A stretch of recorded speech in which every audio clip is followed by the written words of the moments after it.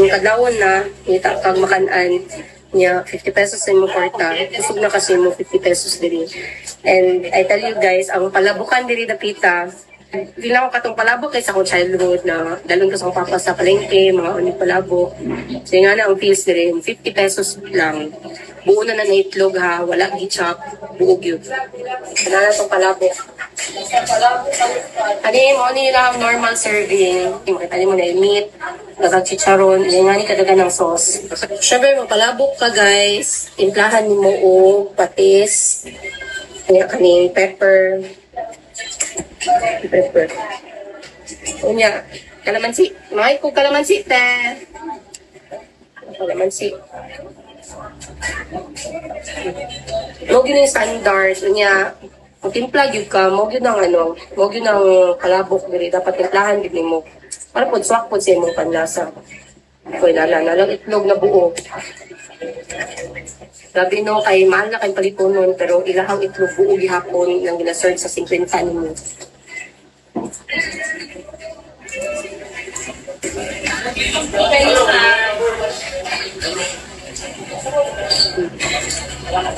So guys, tingnan mo, ang ilaha diri sa goyong, pila na mo ka years diri te?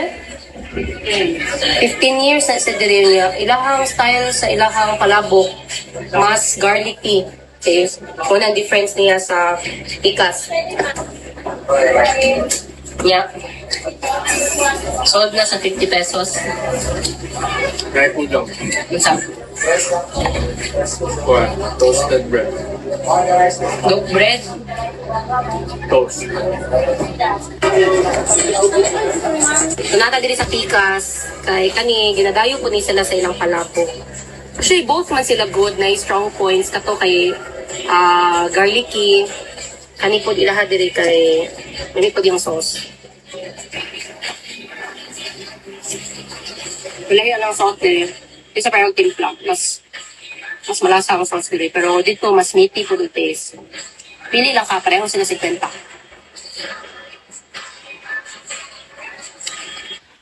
Anawa unsa ka dagko ang lechon nga inyong nakita karon. Mao ni ang mga lechon sa Ayers lechon nga ipadala sa mga branches diri sa Cebu. Ingana kadagko apil na ang mga lechon belly. Grabe, massive. Tanawa unsa ka dagko ang lechon nga inyong nakita karon. Mao ni ang mga lechon sa Ayers lechon nga ipadala sa mga branches diri sa Cebu. Ingana kadagko apil na ang mga lechon belly. Grabe, massive. Tanawa unsa ka dagko Tama na pero sabi mo sa akin umili ka pa ng isa. Hindi mo na ngayon. Anong bakit? Isang ganyan lang daw po nang gagamitin para mabilis na makapagpabagal ng apoy. Ay, ng apoy ng uling. Ang lakas.